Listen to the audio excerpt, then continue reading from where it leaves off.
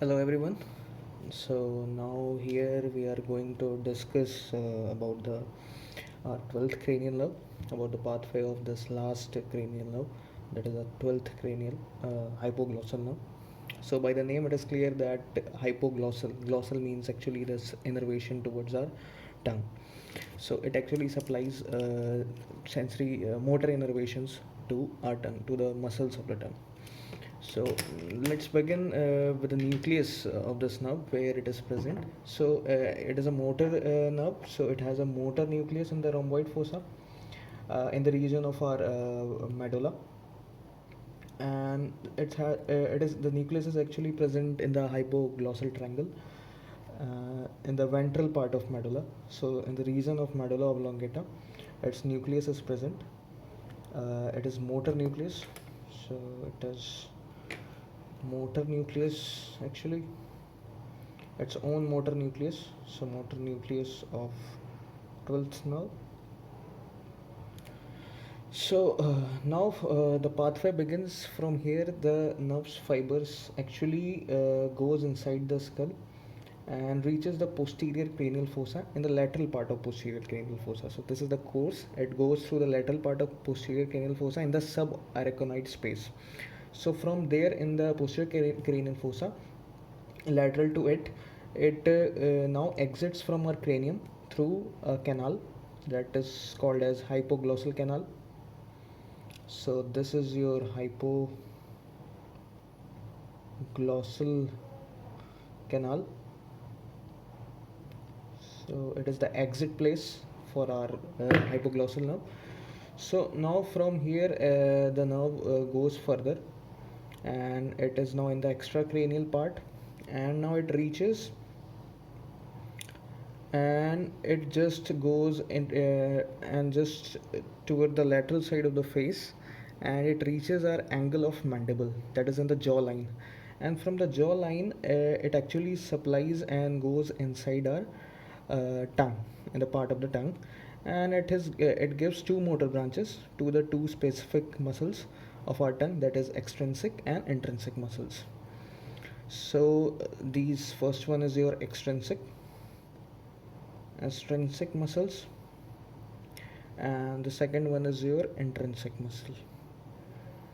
So further there are three muscles here which is supplied by, in the extrinsic part there are three muscles which are supplied by our hypoglossal nerve, and the one muscle of this extrinsic muscle is supplied by our vagus nerve, that is the cranial part of our hypoglossal nerve joins the pharyngeal vagus nerve and supplies the soft palate region. There it supplies one tongue muscle, that is our palatoglossus actually. So here the three muscles are genioglossus,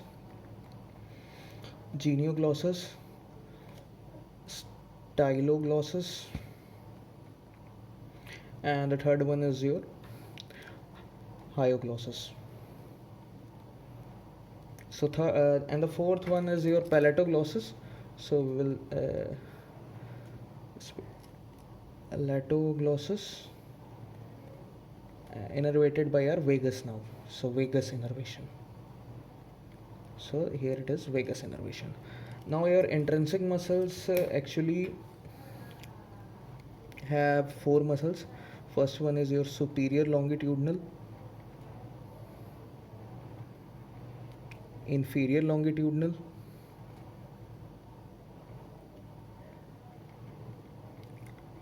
transverse muscle, and fourth one is your vertical muscle. So these muscles are actually related to the movements of our tongue, that is the motor movements, that you're protruding your tongue forward, taking it backward, or moving toward the sides, toward the cheeks. So actually these muscles are used for that movements. So this was actually the motor innervation. So there is one more part which is linked with our cervical plexus. So from the C1 and C2 root actually, in the spinal nerve roots. Further in the further coming videos we will discuss about cervical plexus also. So first one part of the cervical plexus actually goes through this hypoglossal nerve and supplies the suprahyoid muscles, which elevates our hyoid bone. So this is your actually the nerve root of spinal nerve root. So this one is your C1 level and this is your C2 level, and this is your C3 level. So from here actually together with the hypoglossal nerve, this is separate branch, not this joins, no, it doesn't join the hypoglossal nerve, but actually it carries the same pathway of our hypoglossal nerve. And from here the one branch goes to our genioid muscle. There is supraoid group of muscle which actually elevates our hyoid bone, and one branch goes to your thyroid muscle. So these are the actually branches from our C1 slash or C2 root, you can say, but actually from the C1 roots. So and one branch actually goes, and this is called descending hypoglossy or descending hypoglossal nerve. So this branch is your descending hypoglossal nerve. So this branch actually from the C2 and C3 root, there is one ansa cervicalis. There is a curved part in the cervical plexus. So from the C1 and C2 root, there is a branch called as descending hypoglossal nerve, which forms the superior part of our ansa cervicalis. So from C2 and C3, together makes the inferior part of our ansa cervicalis, and the superior part is joined from the descending hypoglossal nerve. So this is your actually descending hypoglossal nerve. So from here it supplies actually the omohyoid muscle,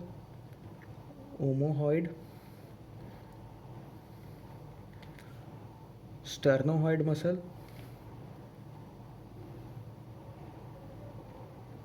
and these are actually the muscles which depresses our hyoid bone. So and sternothyroid muscle, and this is actually your ansa cervicalis.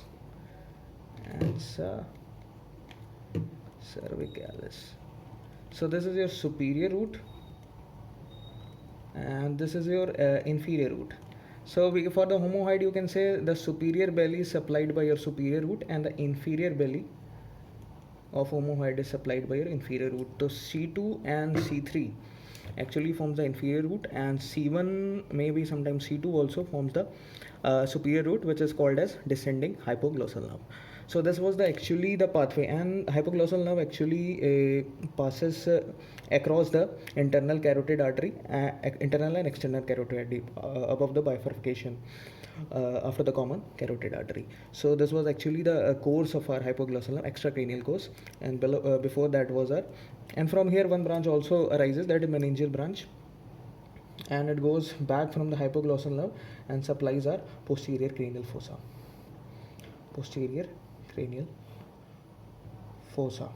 So this is your meningeal branch.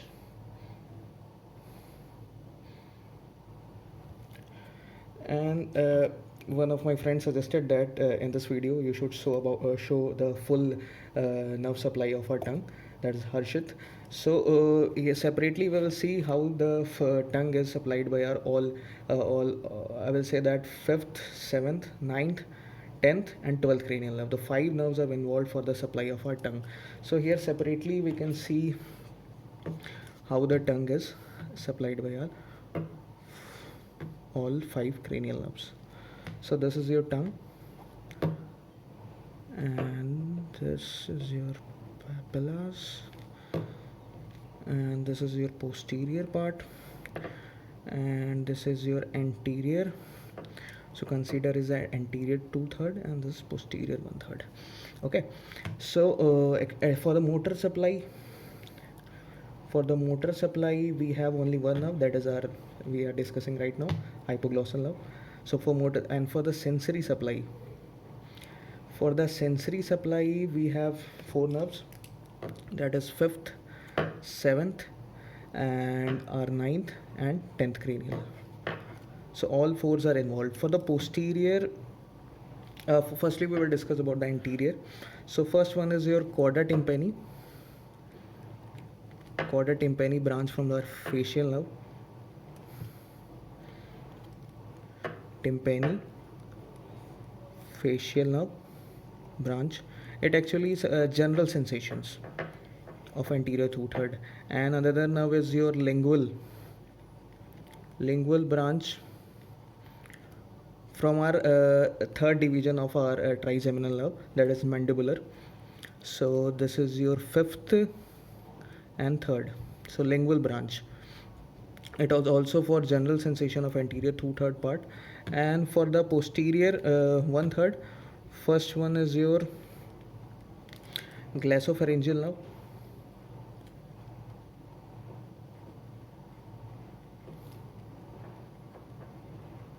Glossopharyngeal nerve, it supplies the general sensations and spatial sensory sensations. And another that is our 10th vagus nerve has the branch from our recurrent laryngeal nerve, and from that recurrent laryngeal there is a branch called internal laryngeal nerve. So internal laryngeal nerve, internal laryngeal branch of our recurrent laryngeal nerve in the thoracic division of our vagus nerve. So it actually is a 10th cranial nerve, vagus. So it is also concerned with general sensation of posterior two-third plus spatial sensations of posterior two-third. So this was your actually the sensory supply, and the for motor supply we have cleared that all the four intrinsic, and we have direct branch from our hypoglossal, intrinsic plus extrinsic muscle of tongue. So this was your actually the motor supply of tongue, and this was your actually the sensory supply. So overall five cranial nerves are involved for the innervation of our motor and sensory innervation of our tongue. So thank you.